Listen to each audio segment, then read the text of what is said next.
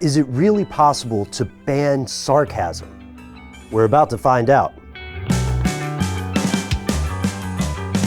Since reaching an armistice in July of 1953, the Democratic People's Republic of Korea, street name North Korea, has existed in a unique geopolitical sphere. For more than half a century, the population has been isolated, impoverished, and subjected to levels of surveillance and state-sponsored terrorism beyond even the dystopian tomes of George Orwell. People, this is 1984 in real life. Many crimes are punishable by having not just the offender, but also his or her family to the third generation carted off to a concentration camp. Most foreign media is banned. Some haircuts are banned. Well, technically, only 28 are approved. But anyhow, here's the latest and strangest thing. According to US-owned Radio Free Asia, North Korea is attempting to ban sarcasm. That's right. Sarcasm, the one you're thinking of, the use of irony to convey contempt or mock someone. At the end of August, central government employees organized mass meetings wherein they warned North Korean citizens that using sarcasm in reference to the government or its hereditary ruler Kim Jong-un, even in casual conversation, would be an unforgivable offense. It appears, you see, that the supreme leader feels people are only agreeing with him ironically, sort of, yes-manning him, but also making fun of him.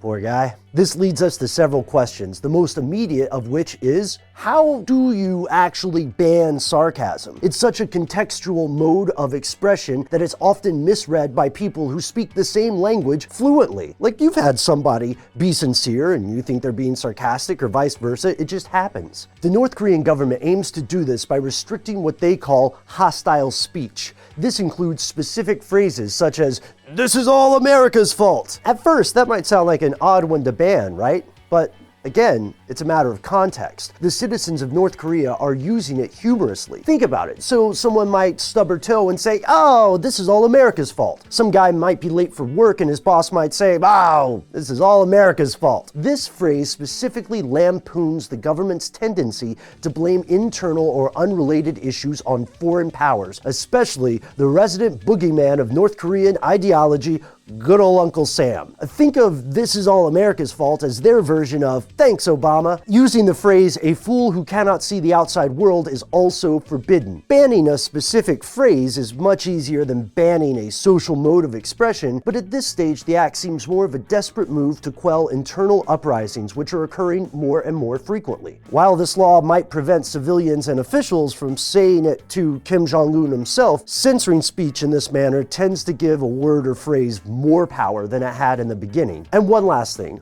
Although it is very easy to make a few quips about sarcasm and move on, the situation in North Korea is by no means a joke. The people are starving. The government is increasingly testing nuclear weapons to provoke regional and global powers, and the regime stands a very good chance of collapsing, especially as the government of China slowly withdraws its support. Thanks so much for watching. If you'd like to learn more about North Korea, check out my show Stuff They Don't Want You to Know, or visit us at now.howstuffworks.com.